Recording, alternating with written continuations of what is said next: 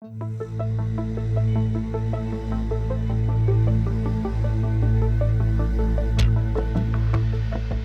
everyone, and good morning. Thanks for waking up early today and coming for the last session of the SoRAIM Winter School.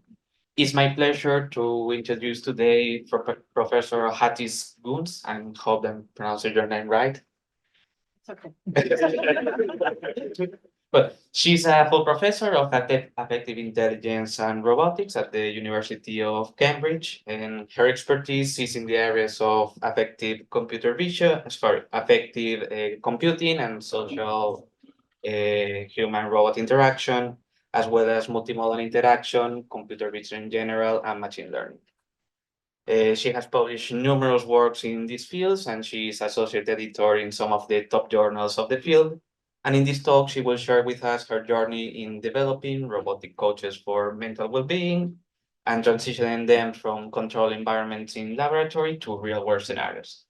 So, Hatice, the floor is yours. Thank you very much for being here today. Thank you very much. Thank you very much for inviting me and having here the multiple things being recorded. So I hope I'm not forgetting different parts. Okay, so actually, I will go straight into the problem. Unlike some of the speakers that were introducing their groups, I might do that at the end if we have time. So basically, we are focusing on mental well-being over the last 4 to 5 years with the project. And mental well-being, as you know, you might have experienced it even personally, has been really exasperated due to various reasons. One of the latest reasons has been COVID and isolation. And in fact, some of the impact and effects we are seeing or starting to see only, now that people are back to sort of working and communicating together. There are obviously other reasons, but overall, it is a concern of the World Health Organization, and they're really trying to promote and encourage certain practices. And some of these is really to try to make assessment and care more accessible to everyone. But obviously, it's a good goal, but not always possible to implement in various countries around the world. There are many reasons for this. One of that is the gap between people who require care and those who have access to it. Sometimes even stigma could be a barrier for people to try to ask for help, or in some places, due to poverty, actually, they might not be even able to access such things. So what we are proposing is, as a potential solution, and also as an alternative way, robots could actually help in different ways for this, because they can help with assessing mental well-being, which I won't be covering today, but we have a team of research working on this, specifically mental well-being assessment in children, using child-sized robots, which again, as I said, I won't be covering here today, but if you're interested, you could, Google or send me an email about this. Today, I'll be focusing on the second part, which is promoting mental well-being. And robots can do that by offering accessible, repeatable way of practices and being there, even if necessary, 24 hours, right? Something human coaches or therapists can't do. So there are different ways of well-being coaching. And when we say mental well-being, obviously, there's a whole plethora of different diagnoses that can be going under mental well-being. And therefore, there could be different practices that could be used. You might have heard about some of these. For instance, mindfulness has been quite a popular one, mostly coming from the east to the west, but really now even prescribed or encouraged in the UK by the National Health System to cope with anxiety, depression, and so on. And then there are other practices like cognitive behavioral therapy could be sort of adapted to practices, and positive psychology practice as well. The reason I'm saying practice and not therapy is actually very consciously chosen word, because with robots, we actually do not aim to do therapy, at least not yet. Practice would mean we would like to actually encourage people to do these sort of practices regularly, so that they actually keep their well-being and even potentially improve the well-being, so they don't fall into that gap where things start getting worse and they don't realize, and therefore they can't seek help. And in the UK, for instance, even by the time you seek help, it's quite a long waiting list that needs to be prioritized, because we do not have enough human resources to be able to deal with these increasing mental well-being problems. And then, of course, what are the goals in terms of coaching? You might already know, to try to actually provide a positive outlook to the person, to increase their hope, and also in terms of striving for goals and overall general holistic well-being as well. So when we look at the research landscape, and here I'm not saying just for well-being, some of these could apply to well-being in general, in terms of human-robot interaction or social human-robot interaction, you'll see that the landscape is, vast in terms of different dimensions. So I'm providing this so that when I'm presenting certain studies, you could sort of imagine in which category some of the studies I'm talking about would fall. I will not explicitly present this table and say, oh, look, now this study is, using that, doing this and so on. This is mostly because, some of your PhD students and doing research. So it's good to map where you stand in terms of research landscape. So you can see in terms of settings, we actually start in the lab, control environments. And of course, our ultimate goal is to be able to have them deployed in the real world. And there could be in between sort of scenarios, you might have hybrid or combined settings. In terms of robot autonomy, you will still see lots of studies doing Wizard of Oz, which means a human is controlling the robot behind the scenes and the users actually do not know about this. And then gradually moving towards teleoperated, prescripted, autonomous, adaptive, but ultimately we would like personalized. And then in terms of form, you could see different forms of robots, because again, there's a plethora of different forms, from mechanical all the way to humanoid. But ideally, we would like to know different forms and how that impacts actually the interaction. Then in terms of study length or frequency, you'll see most of the studies fall in this one-off category, which means you use the robot for once, do a study, report results, and so on, but actually you do not continue, you do not assess how long-term usage will affect the behavior of the people.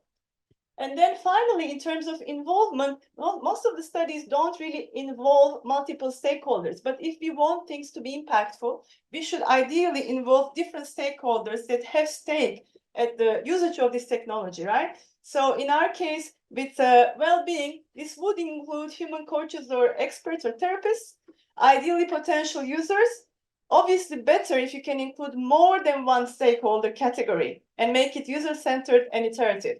So today, the various studies I'll be presenting will really form this iterative aspect, how we learn different limitations, and then from there to try to actually propose newer studies. As I said, this is part of a 5-year project. We started in 2019. Like a lot of people, COVID hit us also hard. If you work with humans, obviously it delays a lot of things, but still we have achieved quite a bit. And the whole goal was adaptive robotic emotional intelligence for well-being. So I would like to start briefly bringing this to what we were doing in our lab, Cambridge Effective Intelligence and Robotics Lab. So as I said, we really would like these robots to be available where humans cannot be. I mean, ultimately, my vision would be to have, some of these robots in our department, having a room just like you would have with a therapist.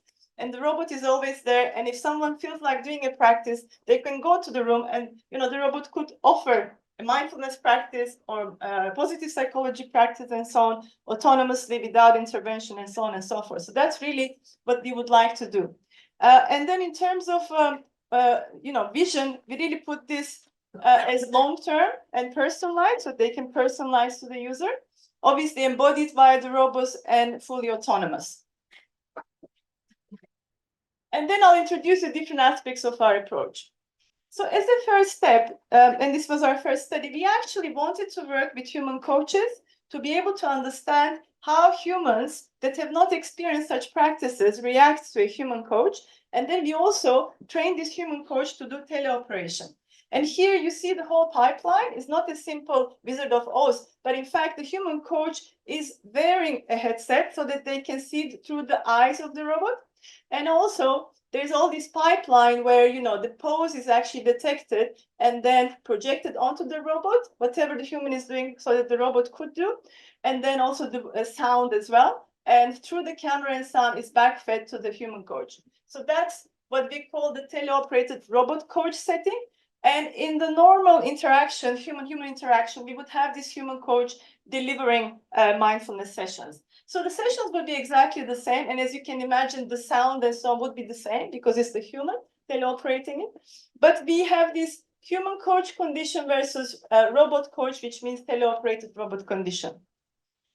And what we start seeing is in terms of 5 weeks of interaction, you can start seeing actually what's happening in terms of perceptions. This is a long week, and this is using standardized questionnaires, asking people, and you see how it varies in terms of their perception of the robot along animacy, anthropomorphism, likability, and perceived intelligence.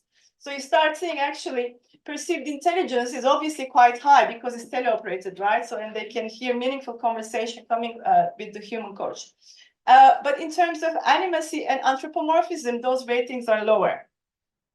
But we also see it through time, their perceptions start increasing or becoming better when it comes to robot motion and conversation ratings, right? So you can see actually, particularly robot motion has significant increase. And you could see from week 1, this could be due to them starting to get used to the robot and how actually things function via the robot. So they change their mental models as well. But one thing I really want to emphasize and highlight here, you see here, human coach versus robot coach. So you can actually see, even for the human coach, their ratings are not uniform and it's not always positive. So what you could probably look at here is this aspect. So when they report how they feel in the beginning, which is red, and after the session, which is blue. So you can see for both human and robot coach, actually they reported positive mood increases. So the sessions really help. Each time they do the session, they feel positive. But you can also see even with the human, there is variation. So this fall from week 1 is very high, right? And week 2, there is a fall. This we call novelty effect. Even with a human, there could be a novelty effect. So if you've never done mindfulness, right, and you're doing it for the first time, you could feel, wow, amazing, and so on. But second week you come and you do the same, it's not so amazing anymore, right? Because you did it last week, and now you start getting used to it. So this sudden drop is usually known as novelty effect. We usually use it in robotics, but it could be in anything we actually try. And then you start sort of increasing again, and it sort of settles. I can't claim it has settled already, right? So in normal practices, NHS, for instance, advises people to do at least 8 weeks of practice. And we did it for 5 weeks. And this was indeed due to COVID. We had to stop. And with the robot as well, we can see actually the trend is different here. So there is sort of initially a bit similar to the first session. And at some point, it starts dropping, which might mean the novelty effect continues for a bit longer, right? Because robots are not something we see regularly in our daily life. They're not giving us mindfulness sessions, but then drops again. So this is again novelty effect. And then it starts increasing, which is interesting. So perhaps they again start forming some mental models of how things work. Right, so what did we learn from this and what are the limitations, right? So first of all, it's in the lab coaching study. That's the limitation, but it's our starting point. It's not autonomous. Again, it's our starting point because we really wanted to see how the trends are, right, with humans, with respect to robot coaches.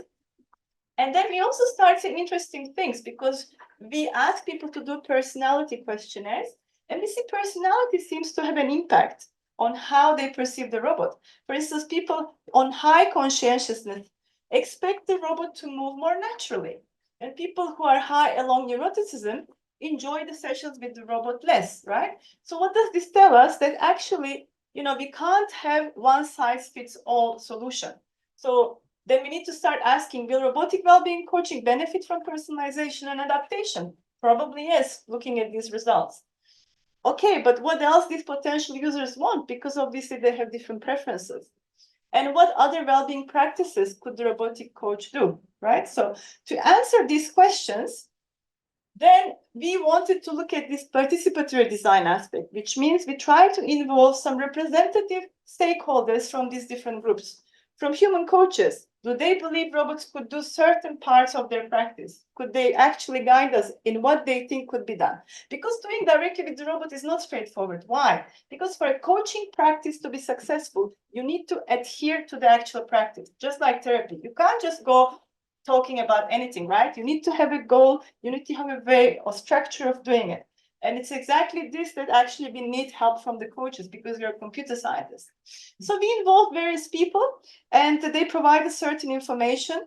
So they were interviewed first separately, then they were brought into focus groups. This was all done on Zoom because of the COVID. But we really got very rich qualitative data, even in terms of different aspects like, what they would like the robot coach to do, or what they believe the robot coach could do, and then even how the robot coach should look like. They provide different opinions there. And even in terms of analyzing what they said in their interviews, we did thematic analysis. So really going through all what they said, trying to come up with themes and unifying some of these, identifying, actual sort of themes and subcategories. Again, it's difficult to go through all of this, but the paper is there if you want to go through it. But you see, they actually provide a lot of information about what capabilities the robot could have, what the features should be, and what sort of, robot-led practice they think that it could be done. And then also we see through this questionnaire, once people actually take part in these focus groups, their opinion about the robot and the robot becoming a coach, well-being coach, changes. So they become more positive, more open to the idea of doing coaching with the robot. And also the coaches themselves did not think the robot will take away their jobs. They actually did say that the robot could perform certain well-being practices. So taking this into account, then we start thinking, okay, we now would like to integrate some of these different aspects, right? And you already mentioned adaptation and autonomy, right? So next, we want to really have more autonomous robots, that we would have some models on it, but also as the time goes or as the interactions progress, the robots should be able to adapt, not only to a single user, extend this learning to others, but also adapt to different user demographics. This is a long-term vision and difficult to achieve in a single study. But we wanted to explore continual learning for this adaptation aspect. From all the different talks, I imagine some already you have basic traditional machine learning background. So what does continual learning add, actually, if you compare the two, right? So mainly, generalized models actually are really, as the name says, are generalized using lots of data from a lot of people and trying to ensure this model works for everyone, which is very difficult, right? Because you have these data sets that are collected even in the wild or from the internet.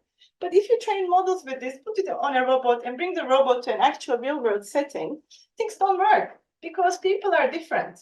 People change, people's behaviors change, and they don't help with adaptation, right? Just like humans do when we interact first, we don't know the person. As we talk more, we start getting to know, right?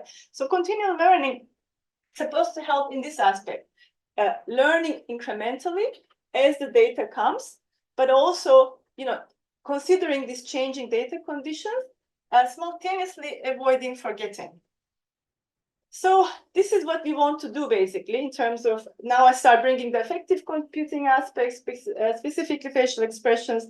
We don't want just generalization. We also want to know how this specific person is expressing, from their baseline, because some people are not that expressive, right? So if we have data like this, that's very amplified expressions, it's not going to work on people who are not as expressive.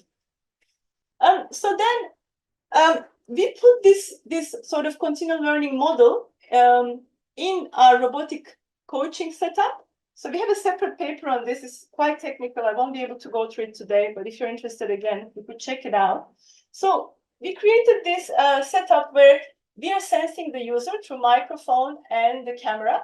And then we have this dialogue manager, which is actually handcrafted. So it's not really learning in that sense. Our continual learning is in the facial affect part, where we have these hierarchical memories in terms of remembering and not forgetting. And then we also have what is now called generative AI. At the time, we called it imagination, to try to actually imagine how a person would express, let's say, negative affect if, we have not seen this person yet, right? We are learning with that person.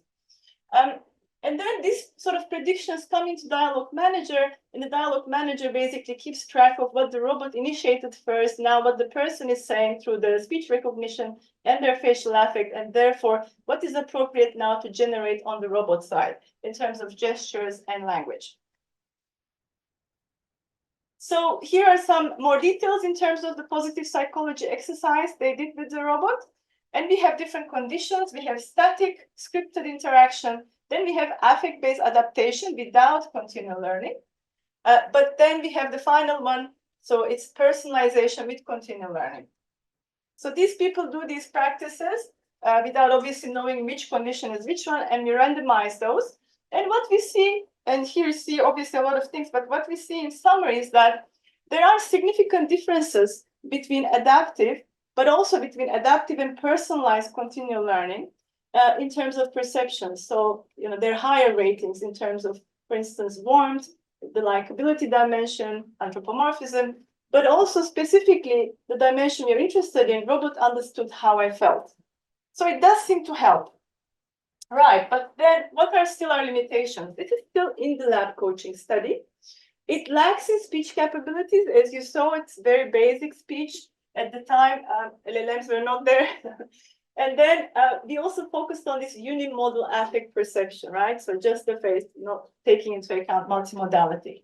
And also continual learning in action comes with its challenges because it starts from no data about the person. It needs to actually keep gathering data during the interaction.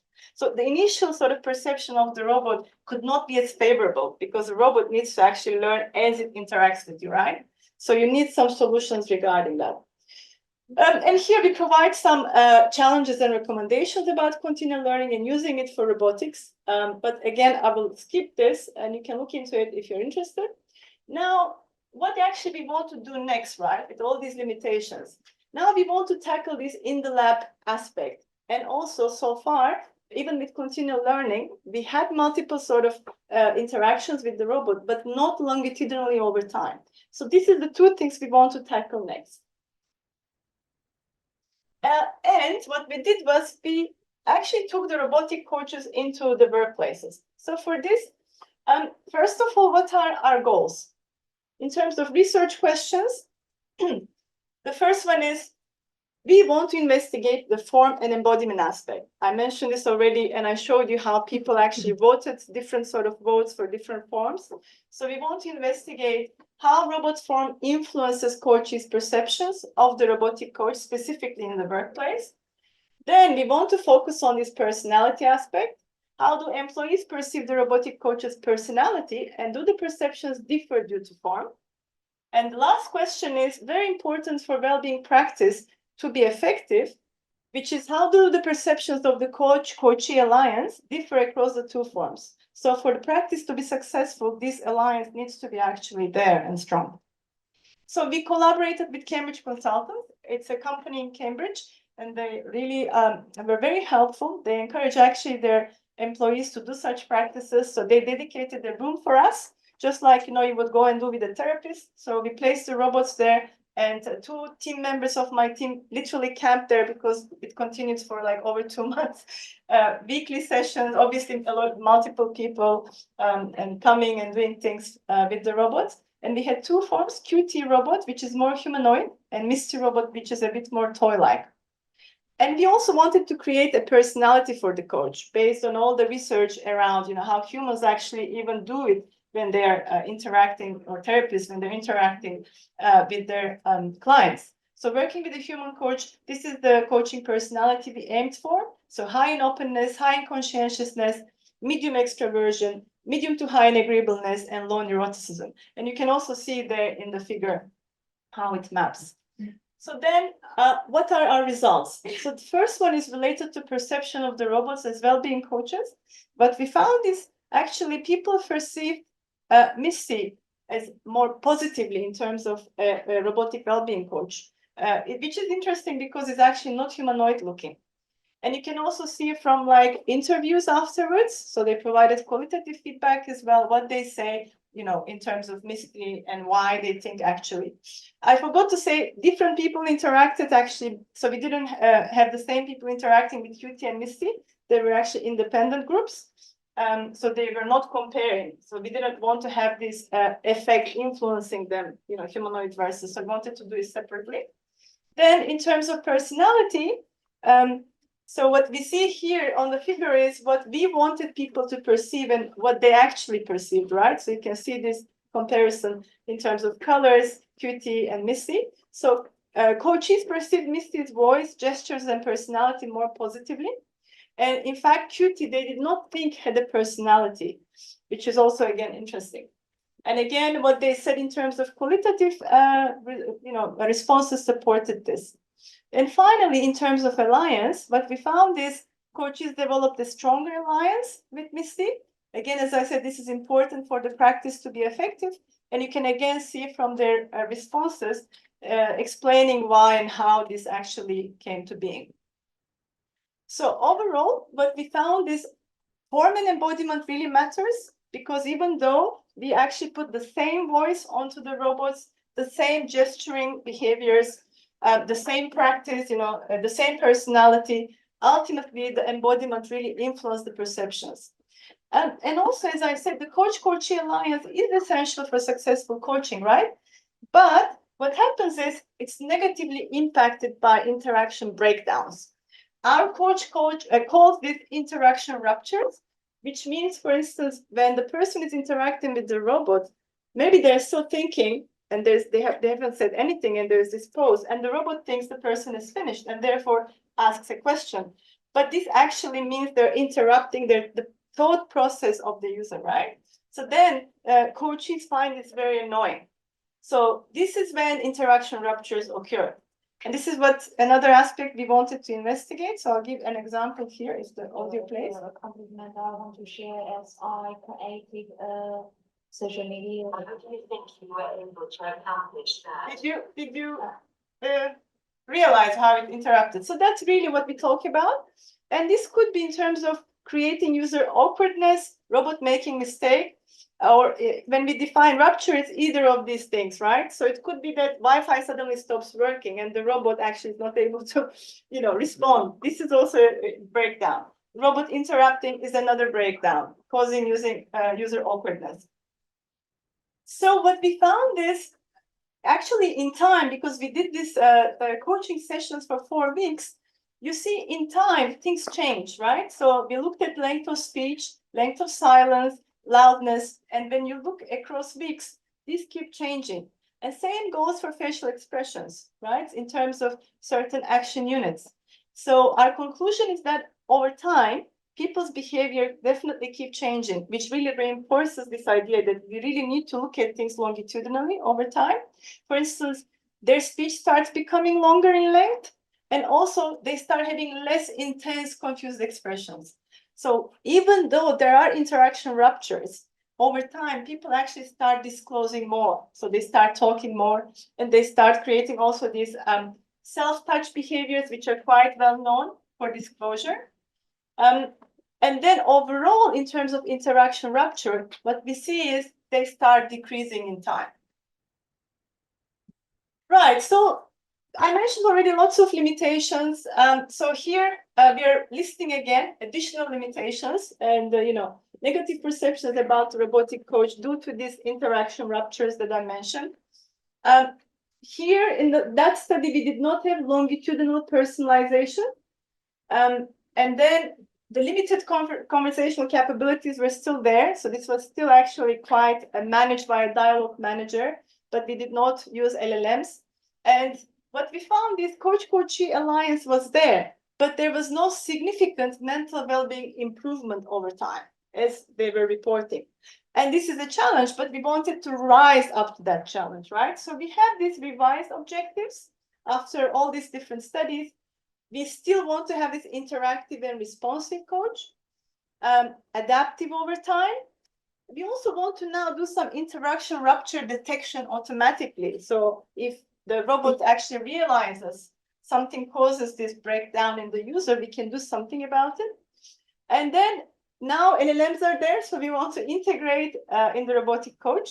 And then we still want this significant improvement of mental well-being over time. So this was our next thing. Can we address all of these limitations and challenges? Well, we can try. So what we did was we created what we call the Vita system. And you can see the components here. So the Vita system is based on this harmony framework. So it's mainly by Nicole Spitali, who was a postdoc with me. And she created harmony a while ago. So then building on top of harmony, we created this Vita system, where we have all these sensors. Then in terms of detectors, we have speech to text, voice activation detection. We also have Open Smile, which is for audio-related analysis, and then facial expression recognition. We also have Open Face, which helps with AU detection. Some of these are already openly available code, it's not ours. We brought this together. We created interaction rupture detection. And then some of these aspects go to ChatGPT to be able to then, obtain appropriate sort of responses. We get text from ChatGPT, and then we actually convert it back on the robot to sound and face and gesture related aspects. And then to be able to control the dialogue and come up with viable next steps for the robot to do, we do online reinforcement learning. It's quite a complex one. I'll try to walk you through it, but again, as I said, you could check the paper if you are really into the details. So the interactions, well, the system starts by already enabling these detectors, right? So facial expression, open face detector, open smile detector, voice activity detector, these are enabled. And then the robot initiates the conversation. So the robot introduces itself in the first session, and in the subsequent weeks, the robot would say, now we're going to do our second weekly session of positive psychology. Each week, the different practices are there. So, for instance, the first week could be what is, tell me something that you're grateful for that happened this week, or so then the person thinks about it and so on. I'll play a video later. And what happens in the meantime is these start working, right, producing things. And then some of these outputs we use in our interaction rupture detector to ensure there are no interaction ruptures. And then these are fed, all of these different aspects, to the dialogue flow manager, where we also use, obviously, here now LLMs for next action. Obviously, very, very careful prompt engineering to ensure that it's actually coaching related and they cannot just go free flow conversation with LLMs.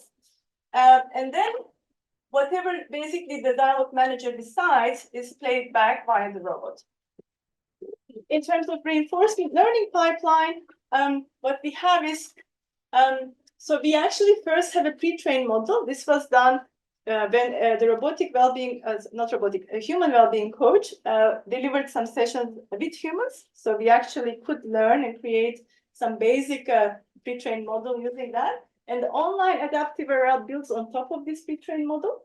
And then it has these different elements.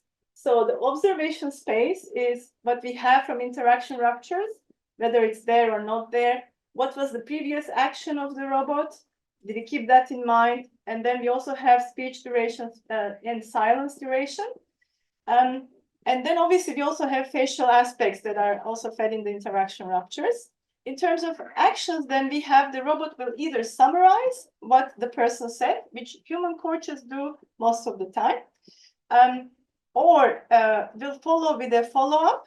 So, you spoke about what you've been doing, and then the robot might say, oh, tell me more about it. It's interesting that you met your friend and you're grateful for, and so on. Or depending on the length of speech, the silence, and also how you're expressing with your face, it might suggest a new episode, which means changing the topic, right? Could be, for instance, can you tell me another, event that happened this week and you're grateful for instance? And then in terms of reward, we use facial balance and speech duration to reward this model. So this is our policy. And then with all of these, what we did was we took now this robot after actually 1 year back to the same host, Cambridge Consultants. And the reason was, I didn't mention through all the other studies, but Cambridge Consultants, people that were interacting with the robot, they also provided us at the very end of the first sort of round of studies with them. We did focus groups, so they provided very interesting comments and feedback, what they thought could be changed, what they thought wasn't working. So it was really important for us to take all of these into account and try to address, as I mentioned, in terms of the limitations and objectives. So it wasn't just data we gathered that is quantitative from them in terms of questionnaires, but also listening to them, what they thought would work. And to be able to actually evaluate before taking the robot back to their premises, we first had this in the lab pilot. So not many people, but with researchers from our group. And robot delivers these 4 positive psychology exercises. Now we are comparing these 3 conditions. So we have prescripted, then we have the generic one, as I mentioned, trained with some data with human-human interaction. Then we have the adaptive one, and all the framework, the Vita framework I showed is that adaptive one.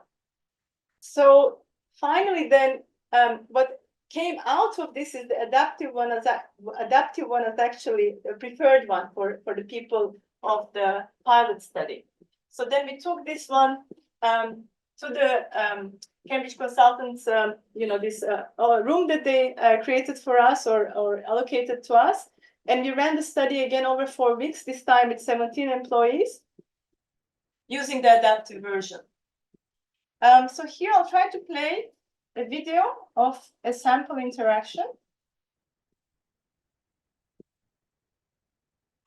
Share your positive memory with me. Yeah, sure. So last weekend there was a beautiful sunny day, and my friends and I went to the park to chill out and have fun. It was great because the weather was really nice, the company was good, had some food and drinks and snacks. We all had a lovely time.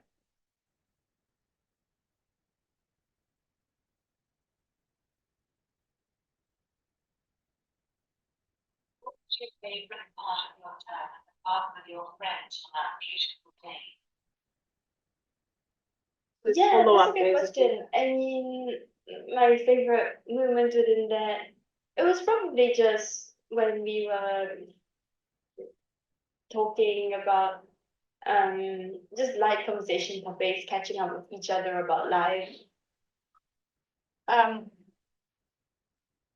So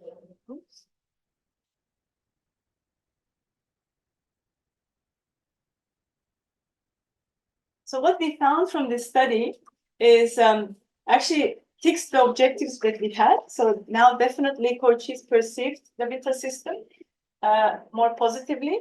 First of all, in the pilot one compared to the prescripted one. So they really felt understood and heard. And also with the Cambridge consultant setup, they really actually kept learning successfully.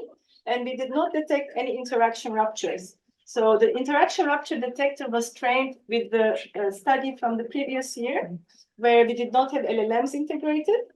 And also coaches reported really significant improvements in terms of well-being. And then the system is open source and available on GitHub. But looking back to our objectives, actually, the question is, did we really succeed? So as I said, most of these are there, but if you look at closer into the videos, and I played one where you might notice already there is some delay, right? So there's this processing going on, but it's not the facial processing. Actually, what delays is using LLMs and doing very sort of stringent prompt engineering, checking for a lot of things.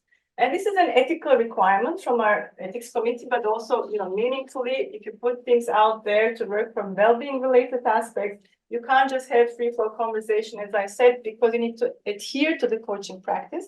But also you need to process if they're saying things like, I want to kill myself, or like, what did you do? What did you enjoy? Oh, killing a cat, for instance, right? So LLM already returns things like, I can't continue the conversation. But we also need to check a lot of different aspects of what they say and how, the conversation should continue next, right? Not only in terms of the content, but also having all these different aspects. Now, would it be important to sort of ask for next question in the same sort of vein, but or change because they start talking differently about the topic? So this is one of the reasons then we can start seeing subtle interaction ruptures. So there the interaction did not break down, but some of such delays could cause with people, because when they interact with the human coach, that's not the case, right? So what would be the solution then? So in robotics, you might have heard about repair. So particularly in human-robot interaction, people propose repair strategies, but they mainly focus on task-based interaction. For instance, if you're working with a cobot, like a robotic arm, it suddenly dropped, let's say, what they were going to pass you. That's an error, right? So then now what's going to happen? The person is surprised or whatever. So what's going to happen? So that's repair. The robot needs to do something about it, say something about it, acknowledge the error. Obviously, in social interactions, that's also the case because, you know, we actually do that also with ourselves. Again, so what we did was, I'm not going to explain this in detail. This will be presented in March at ACM IEEE HRI, Human Robot Interaction Conference, as a full paper. So here we really explore this aspect of repair strategies. And we really go through this iterative design of repair strategies through different phases involving different stakeholders because of our objectives really getting this right. So you can see it's quite sort of thorough in terms of really deciding on strategy with the human coach, discussing things. Then again, in the robotic coach is brought back to Cambridge consultants. And this time it interacts with people that already interacted with the previous version. So they were disappointed to some extent because there were no LLMs. They encountered interaction ruptures. It's quite brave to say, well, I wrote now an updated version. Would you do it again for 4 weeks? Would you interact with our coach? But they did. So, and that's really beneficial to learn from these aspects. So the paper is already on arXiv if you're interested in repair, and particularly for well-being, because repairs for social human-robot interaction is different from cobot or task-based interaction. You don't really have a solution to say, because with task-based, you know exactly what the task is, right? Move this from here to there, right? And then you can decide if it's dropped, if it's not there, you know, that's an error and so on. With social, it's not that easy. Right, so key takeaways. So I'm coming to the end of my presentation. I'll provide some takeaways from you, from our studies, this iterative aspect. So maybe some of you would actually benefit from these takeaways. So the first one is human expert involvement and guidance matters, right? So if you're dealing with humans, humans are complex, and if humans actually, you know, are specifically also to coming from a particular stakeholder group like children, elderly, the representations about that, you know, yesterday, or it's well-being related applications, you really need to actually involve some experts that know about this, because as computer scientists, we don't know these target user groups, right? So we need to know also if the robot is going to do certain things that relate to how an expert would do or would impact the perception of, you know, these practices the experts would do.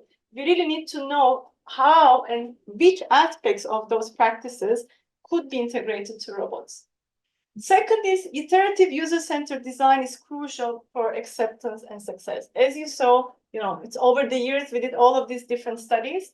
So you can't really get it right the first time. I'm sorry if that was your expectation. I'm sorry to disappoint you. Running just a single study, you can't get it right, particularly with humans, because humans are complex, as I already mentioned. So it is important to talk to them if you can, right? And it's important to involve them.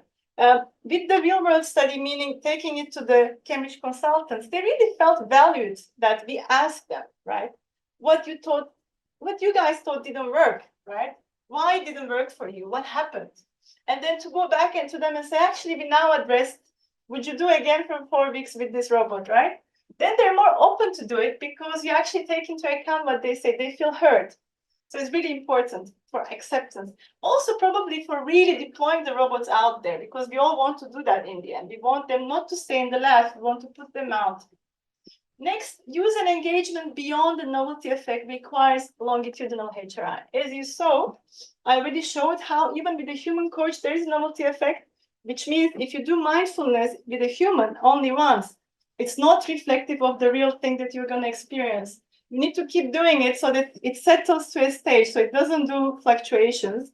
And the same goes with robots, right? So we really need these longitudinal interactions. Deployment in the real world is important because it's not the same as in the lab where everything is controlled. It really provides real insights for improvement. And it's really important to be open to improvement. Don't be overly protective of your system. When they criticize, you feel like, you know, they're criticizing your baby. You put so much effort. You worked on the code on this, you know, 6 months, 1 year, 2 years, or even a PhD, 3 to 5 years, right? So criticism is hard to take. But actually, when you take it out there into the real world, use these as insights, right? What can you learn from all of these different criticisms and how it can help you improve things? then user's perceptions of the robot and its behavior evolve over time. So this goes in line with the longitudinal HRI.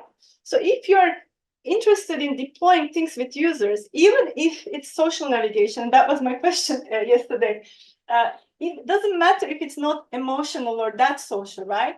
If humans are involved, their behavior will change over time. You can't expect, you have a generic machine learning model trained with some data, or you're done, it's going to be fine. No, even when you're doing reinforcement learning, you still will actually, things will still change. Even, some of the way you actually model the distribution or the task or your formulation might have to change because people evolve, people change. And when they interact with the robots, they change also because of the robot, right? So maybe the interaction, their behavior is stable, but they have not interacted with robots before. So that will keep changing as well. And then one size does not fit all. You already saw this, how embodiment, but also personality, not only personality of the robot, but personality of the people matters. Expressivity and speech, these are all interrelated. You could try to study them separating it, but as you saw, they're so intertwined that actually they constantly impact each other. So you really need to think of them together and how you can actually utilize it for your specific application context. And then we all know now large language models are powerful for a lot of things, enhancing this speech processing and generation aspects, but they need policy, they need really this policing aspect, meaning, the prompt engineering, making sure actually they work for your application context, for your users, for the intended purpose and the way they're intended to work, right? So that's, again, not just simply using them straightforwardly.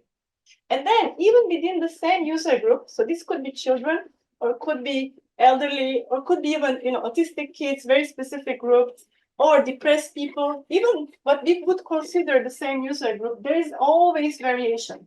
There's always individual differences, and therefore there's always this need for learning and adaptation and even personalization. It's really essential. And with this, I am concluding my talk. We have done workshops on this topic, so HRI for well-being, last 2 years in Roman, IEEE Roman. This year we might do it again. We submitted our proposal. It's being evaluated, but you can check the website. The recordings are there. We also had a special issue, embodied agents for well-being, in the International Journal of Social Robotics. Some of these articles already came out. Some are sort of in the last stages of the review pipeline, but you could check it as well. And finally, I would like to acknowledge our funders for this 5, now extending to 6-year project, and my team specifically working on this project, the Effective Intelligence and Robotics Lab in Cambridge. And as you see, I sort of briefly mentioned what we do there. So we're interested in artificial emotional intelligence that is embodied. So not just running algorithms, but what happens when we put them into systems, computers, even like VR games and so on. And also to achieve this autonomous, social emotionally intelligent systems that can work in the longer term, that are adaptive and personalized. So we also have done some studies with VR, for instance, cognitive training, with in terms of adaptive gaming. And in terms of approach for us, this iterative design and data gathering is crucial. So really learning from people, but also creating data sets. So we have made some data sets available, learning from people, and even having simulated data. Again, some of these are available to the community.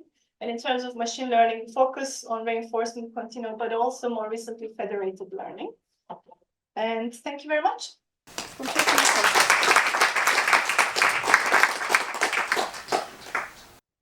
Nice. Thank you very much for the talk. It was very, very interesting. I actually have 2 questions. First one is, so when you have your LLM running and a certain policy, how do you check that your follow-up questions are good follow-up questions, or that the policy is actually being followed? And is there like any standardized way that you're doing that, or are you just asking people what they thought of the interaction? No, not during the actual interaction, because if you ask, that would be a rupture, right? Interaction rupture. If you ask, oh, what did you think about my response? disrupt the flow of the conversation. I meant afterwards. Afterwards. Yeah. So basically, I can go back to the slides. So there are multiple aspects. Afterwards, we ask them to fill questionnaires, but we don't feed this back to the Avrel to learn. No, Avrel is learning online during the interaction. So there are multiple figures, so I'll have to basically show you this one first. Because we have this spatial affect and also speech duration and length being calculated. So for instance, if you ask, I'm the robot, I asked you the question, you didn't provide any response, right? So then I need to sort of, we are waiting for some time, so you didn't provide any response. So I need to take 3 actions based on this. Obviously, all of this impact now. You didn't provide response, right? So there's reward is low, so I need to do something about it, right? So then we need to basically decide now, since you didn't provide a response because there's silence, speech duration is low, and probably you're not very happy. I mean, I don't know, I imagine so. So you probably need to now decide if it's a follow-up or new episode, right? And we learn this because we have this initial pre-trained model, so it's not starting from scratch. Yeah. So this is one of the things with continual learning. If we start from scratch, it will fail, right? In the beginning, it's difficult to get it right, particularly if it's a well-being practice. It's not just fun game, which is not a problem. So we have this pre-trained with the same practice where human coaching is happening. So we don't start from 0. We already have actually. And then we improve to the person. So we have actually personalized models for each person that keep improving over the weeks.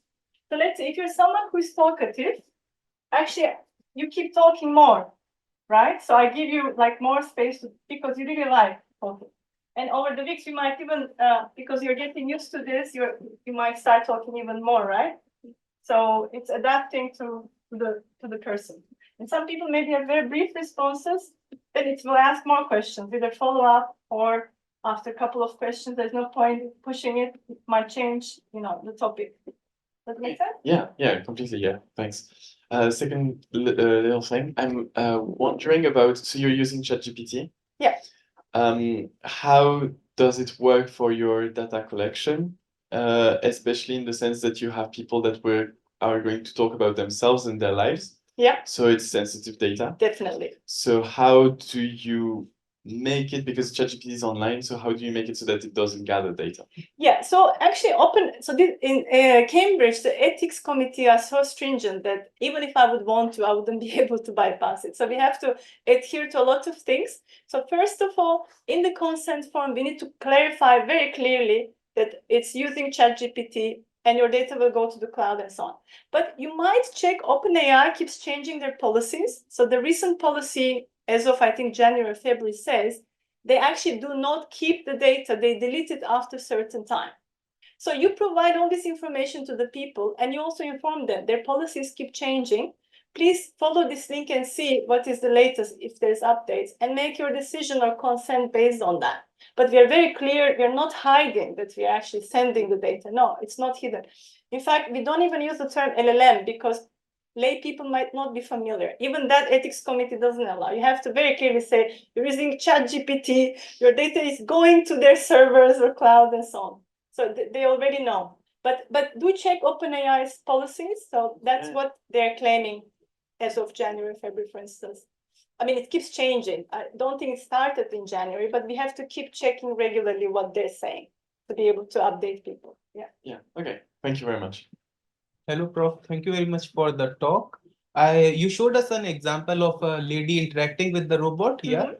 I just wanted to ask, did you conduct any samples on the did you conduct any test on individuals who are depressed? And very good question. Yes, and how was robot responding to it? What was the performance of that test? And did you ask the subject did he like the interaction or not? So yeah. The depressed person. Yeah. Right. So in the UK, this is very stringent. So robotic technology is new technology. Unless you can show already with your studies that it enhances well-being, you're not allowed to actually deploy it on diagnosed people. Yeah. So meaning we do initial screening. So we ask people to fill in questionnaires. They do initial self-report screening. And if they seem to be depressed, we can't really take them into our study because they might need to see a professional. The coaching is not for mentally depressed or diagnosed people, at least not at this stage. Our ethics committee would never approve this because this goes into impacting people who might be already struggling a lot, and maybe it will have adverse effects, right? We are not, this is not ethically right. So you have to really, that's why it's always iterative aspects, and finally we can show there is well-being improvement with the latest system. Maybe with these findings and our papers and so on, next step could be this aspect, because we collaborate with the Department of Psychiatry, mainly for the other studies that we are doing with children, mental well-being assessment. But even there, an initial group cannot be diagnosed people. Because robots are new technology, you don't know how it will impact people. Okay, Yeah. thank you, Prof. Okay, so thanks for the talk. I was just curious. Yeah. So you did compare the user experience when talking to two different robots. So my question is, did you also try to compare user experience when interacting with a physical robot, a machine, as opposed to like a virtual character, a virtual avatar that could be like on a screen? Yeah, like so that? there are already studies looking at this. So when we started, there were already studies who did actually mindfulness with virtual character versus phone, for instance. And many studies looked at not well-being with virtual characters, but like how the perception of virtual characters versus robot is for different tasks and different contexts. What happens is the physical embodiment really matters. And when we did also these studies involving people, like participatory design studies, talking to them and so on, they all said, for instance, some of them had tried doing mindfulness with their phone. Like, I think there are several apps now, I can't remember. But the thing was, phone tells you, time to do your mindfulness. You're like, turn it off. If it's like alarm, right? You turn it off and keep sleeping, or you don't do it. But if a robot comes to you with its form physically, telling you, well, let's do this session, it's much harder to ignore. There is a physical presence there. This has been found over and over in different contexts, different applications, that physical presence or physical embodiment of the robot really matters, unlike the virtual characters, has impact in different ways to the engagement level, to adherence, to achievements of some of the tasks and so on. But again, in different studies, this might vary. We did not take this route because of this embodiment aspect. Also because you could do mindfulness with your phone, or you could do mindfulness with a physical person. And these two would also vary because of what I said. You can turn it off, right? But if you have a session with a therapist on a designated day and time, you're more likely to go there because you now do it regularly on that day and time, and there's this space for it as well that impacts the environment aspect also. Okay, I see. Thank you. Thank you very much for the talk. I was wondering if the system was able to capture, was culturally aware, like sometimes across different cultures, we would be able to have different emotional expressions. So I was wondering if it was able to capture and was sensitive to that. Thank you very much. Indeed, that is the case if you're focusing on categories specifically, like happiness, sadness, and so on. But we are adopting this dimensional approach, which nowadays in effective computing is a preferred way, rather than talking about 6 basic categories like happiness, sadness, surprise, anger, disgust, fear, which do not really exist in the real world. And also, we don't really display prototypical expressions like in the prototypical data sets. In daily life, our expressions are more subtle. We don't really do, or my 5-year-old does, but children do this way of anger, right? But you don't do it like this in the real world. When you're angry, sometimes you might smile even. I'm not even talking about cultural. If you are next to your boss, he said something, you're angry. You're not going to do this, right? You're going to sort of smile to suppress your anger. So we don't need to go far to different cultures. So there's context influences how we express. And context can be culture, can be environment with whom we are, where we are, whether we are working, a lot of different aspects. So what we're doing here is along this valence and arousal dimension, we already sort of have these pre-trained models and aspects, but also we are trying to learn. We are not using directly what is detected, right? You're trying to learn actually. That's the idea. So if you're using it directly, oh, the person is now positive valence, and boom, you say, oh, are you happy? They might be angry, right? So it's all about contextually how you actually formulate, or what your application context is, what your goal is, and how you're using this. It's not even for affect, it's about everything, even speech. You know, we have the non-verbal aspects of speech. You know, I might say, amazing question, right? I'm saying amazing question, but I'm showing something else with my expression. So you need to consider these multimodal aspects. This is what we do as humans as well. Yeah. So it's not just straightforward, like 6 categories, train a machine learning model. Oh, yes, that's discussed. And then you say, are you disgusted? No, that doesn't work. Hope it answered your question. Okay, thank you very much and good morning, everyone. My name is Lorenzo Vaquero, and I will be briefly talking about our work package titled Multimodal Human Behavior Understanding from the University of Trento. And for the second part of this presentation, I will briefly talk about one of our most recent proposals. So first and foremost, let's set up the goal of our work package, work package 4. And what's the idea of multimodal human behavior understanding? Okay, the ultimate goal is to be able to develop algorithms in order to recognize and interpret high human level behaviors. The idea is to be able to develop these algorithms so they can give feedback to other components of the Spring project, and also at the end to be able to learn better road behaviors, to learn better interactions with people. As you can see, this broad goal is divided in 3 different objectives. These objectives have different levels of abstraction, going from low-level ones to more abstract and close to human analysis ones. Therefore, in this work package, first we address the idea of describing humans. This involves detecting them and describing them with simple attributes. Then analyzing both individual and group behaviors using social interactions and their various contexts. And lastly, what we are going to do is use this gathered information in order to feed it to the last module, which will analyze the user's level of acceptance of these social robots. One of the challenges of these objectives is that we aim for all of these tasks to run on ARI, the robot itself, without any kind of needing for offload, which, as you will see, is very challenging. But let's start from the beginning. Let's start with the first objective. So the objective of describing humans. Okay, perfect. So for this module, as I said, the idea will involve to detect the humans and describe them with simple attributes. How are we going to achieve this? For this, we have several small modules. First of all, we have a face detector and facial key points estimation. This will simply allow us to detect where the humans are in the scene, analyze their faces, and establish their main key points. This will be able to be fed to a different module, and in this way, we will be able to perform a face verification and soft biometric analysis. The idea of this step is to first be able to determine whether 2 faces belong to the same person or not. For example, if one person leaves the scene and re-enters, we would like to assign him or her the exact same identifier, so we know it's the same person, and also to define him with some attributes. In this case, age and gender.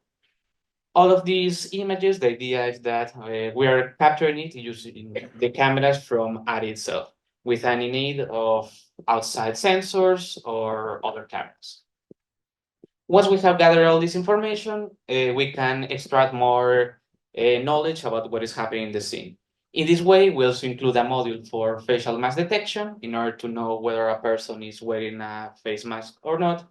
And also, we're able to estimate the pose of the humans in the scene, which will be a very good indicator on how they are interacting between them and with the robot. Okay, once we have done this first step, we want to extract more knowledge. Therefore, we introduce this module for individual and group behavior recognition. As you can see, in this case, we propose two modules, one that is able to recognize a set of relevant human behaviors, which the system has never seen before and is not aware of the kind of behaviors that the humans can do. And thus, this unsupervised method is able to detect a series of unknown number of actions and report them to the other modules of the system. And also, we introduce a gaze target detection module, which will be the main focus of the second part of the talk, whose idea is to be able to understand where a person is looking at. You see, this is a very good indicator of the level of acceptance of the robot, because if the person is staring at the robot instead of somewhere else in the scene, chances are that it's having a good level of engagement. After this, we entered to the last module of the system, the highest level of abstraction, which is the affect and robot acceptance analysis. In this way, you can see that we have developed a source-free domain adaptation method for emotion recognition using cluster level pseudo labeling. The idea of this method is we wanted to for it to be privacy focused. In this way, we propose an algorithm that is completely unsupervised and does not have access to the source training data, and that is able to detect discrete emotions using only vision features. Second, we also propose an emotion recognition system for individuals that wear face masks. You know, well, face masks are an element that are very present in our everyday lives, especially in hospitals. And this should not be an obstacle for human-robot interaction. This is why we have developed a lightweight module that is able to run on embedded systems in order to be able to assess the emotions of the people that are wearing face masks. And lastly, for this last objective, we also develop a multimodal emotion recognition module that uses unsupervised contrastive learning. This module uses multiple modalities like text, audio, video, and facial landmarks in order to identify discrete emotions. Also, one very interesting part of this module is that it is completely unsupervised, but despite of it, is able to outperform other supervised methods from the state of the art. Okay, so now after describing what are we doing for our work package, I will focus on one of our most recent works, whose title is Object-Aware Gaze Target Detection, which has been presented on ICCB last year. But before getting into the topic, let me get on the baselines of what gaze target detection is. And we will start with the task of gaze estimation. So the question is, what is exactly gaze estimation? The task that we want to solve in principle is very simple. We want to know where the person in the image is looking at. In this case, as you can see, is represented by a heat map that will indicate the probability that the person of interest is looking at that specific point in the image. This information will be very useful in order to know, for example, whether the person is looking at the robot, whether the person is looking at someone else, or whether the person is looking at an object of interest that maybe should be taken into account in the conversation. So now the question becomes, how can we develop one algorithm that performs this kind of task? Well, if we take a look into previous literature, we can see that the architectures for gaze estimation, most of them have are similar to this one. They receive an input, the input frame, and also a crop of the face of the person that we want to estimate the gaze. This crop of the face is extracted with the ground truth, and the input frame is just the input frame of the sequence. And as you can see, what we do is extract the features using a convolutional backbone, in this case a ResNet, to later fuse them. In this way, we will be able to obtain the heat map for the gaze. And also, importantly, we will introduce another auxiliary head in order to know whether the person is looking inside of the frame or out. Because in those instances where the person is looking somewhere outside of the robot's field of view, we will be able to also know that. Also, as you can see in this architecture, we also introduce some depth and reconstruction errors in order to improve the domain adaptation. However, this architecture is good, but it assumes some priors that are pretty restrictive. Specifically, as I mentioned, it assumes that we have a perfect head detector that is able to detect all the heads in the frame with perfect accuracy and a perfect bounding box. And as we already know, this is a pretty unrealistic statement. Also, another big limitation of this architecture is that it predicts the gaze heat map for one person at a time. This means that if we have several people in the same frame, we will have to perform several forward passes, and we will not be able to model the interactions between the people in the frame. And also another drawback, but is more of a drawback inherent from this kind of task, is that we're able to know where the person is looking at, but we don't really have a knowledge of the nature of the object. We don't know what is exactly what the person is looking at. This is why within the gaze domain, we introduce the task of gaze target detection, which the objective of not only knowing where, but also what the person in the image is looking at. As you can see here, we not only have a heat map, but we also have a clear bounding box with a clear label of what's the object of interest. In this case, a laptop. In this way, we're able to feed this information to the other modules of the robot and, for example, be able to know that it's a laptop, giving more information about what is happening in the scene. So then let's describe the architecture that we propose in order to solve this kind of task. Here's the architecture of our gaze object target detector, or GOTD. As you can see, the architecture is a little bit more complex than the one I shown before, but in spirit, it's basically the same. Because at the end, we will have some heat maps. But we will also solve the task of target detection. As you can see, the input of the architecture is the input frame. We no longer need the ground truth of the faces of the scene. We no longer need the crop of the faces. The architecture will be able to detect the faces itself. Therefore, the first step of the architecture is to extract, to detect and classify the objects and head on the image.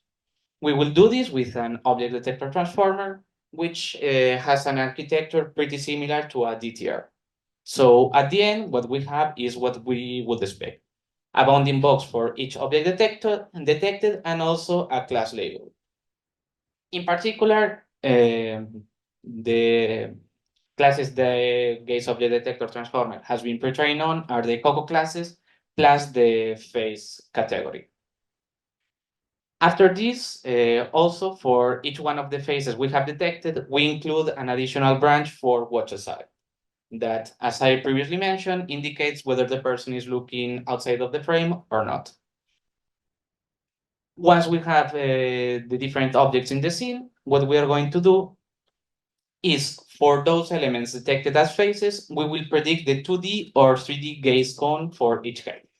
This gaze cone is essentially the field of view of that person and will allow us to filter those objects that the person may be looking at or not. A very interesting part about this gaze object cone predictor is that we can perform this prediction either in 2 dimensions or 3 dimensions.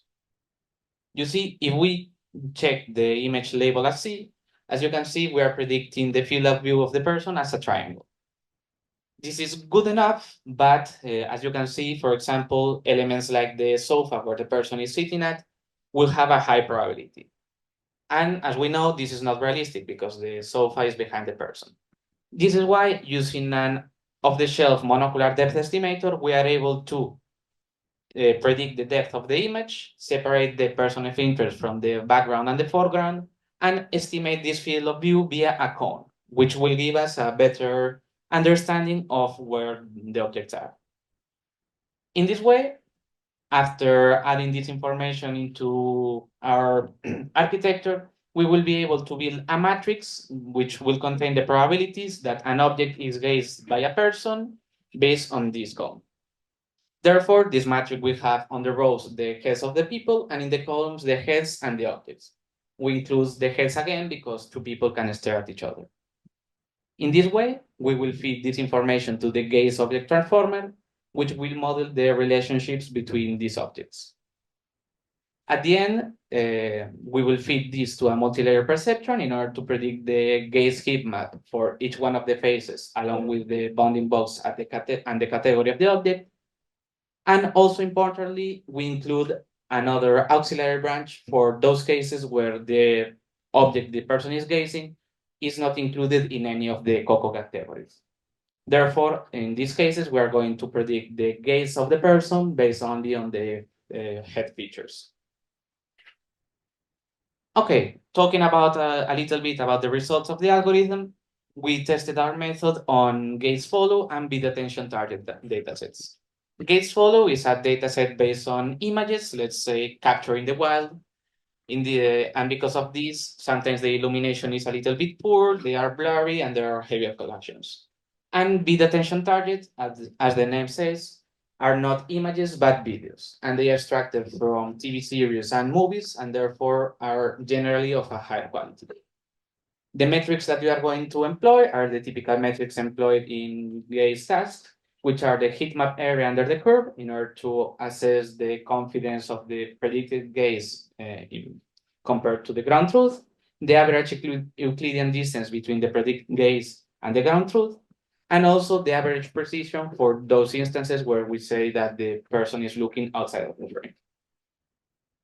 If we take a look at the results, we can see that our method is able to outperform the previous state-of-the-art approaches in both the R modality, which employs only RGB images, and the R plus D modality, which includes the depth estimation that I mentioned about a little bit before. Also, let's keep in mind that our method is one of the only ones that is able to perform this multi-person gaze estimation for several people at the same time. If we take a closer look at the results, we can see that for the area under the curve, for both gaze follow and bid attention target, we're able to outperform the previous approaches, with the 3D method being slightly better than the 2D one. And if we check the distance metric, we can see that our difference are even higher, achieving more than a 45% improvement compared to the best method from the state of the art, and even higher improvements if we include the 3D depth estimation.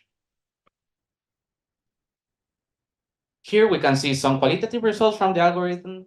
Specifically, we have the most typical situations that we will encounter.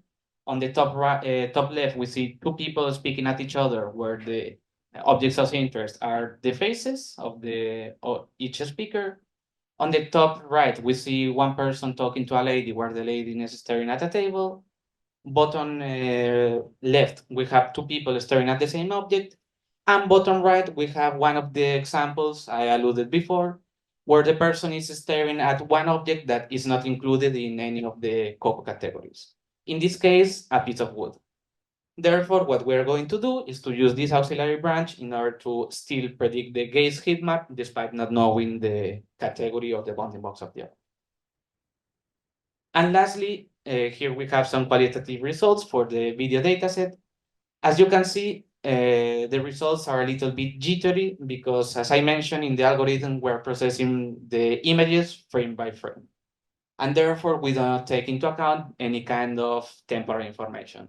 This is why, as a future work, it will be very interesting to take into account these spatio-temporal features in order to smooth the predictions and for them to be more coherent. And this will be the end of the presentation. Thanks a lot for your attention. If you have any questions or comments, please feel free to ask them. Thank you.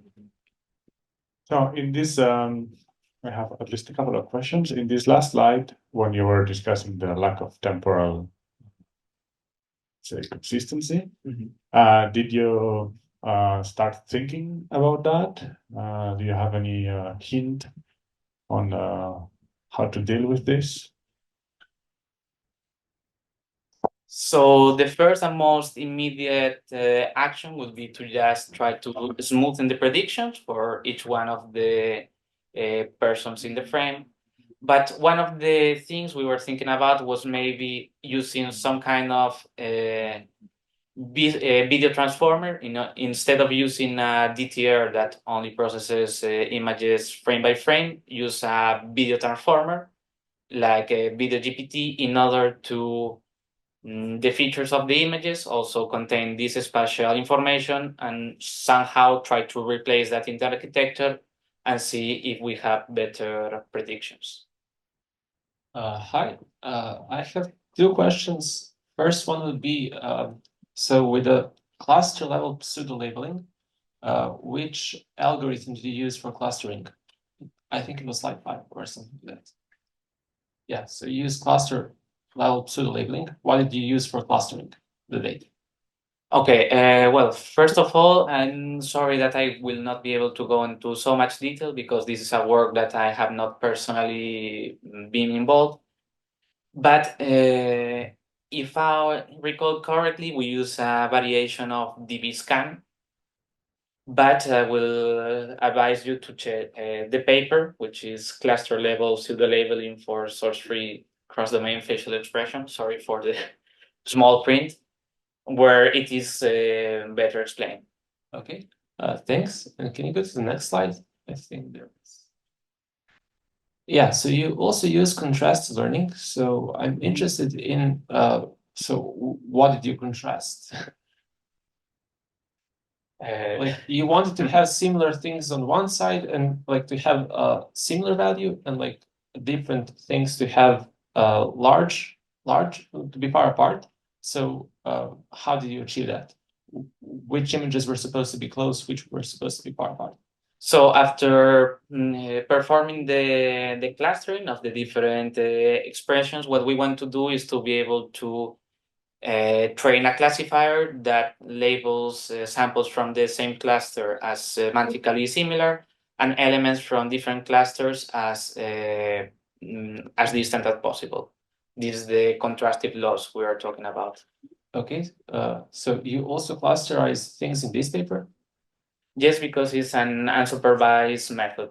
Okay, thanks. Thanks, Lorenzo. Do you know how fast it is, the inference of this model? I can tell you that the last one I introduced, which is a little bit more complex, still we are figuring out how to squeeze it on an embedded device. However, the previous architecture I mentioned as the, yes, this one, does not run at strict real time. But what we are doing is to if the camera captures frames at 30 frames per second, we really do not need the gauge information at that speed. Therefore, what we are doing is process one out of I think 5 frames in order to be able to run at real time. So it's not real time at 30 FPS, but near real time.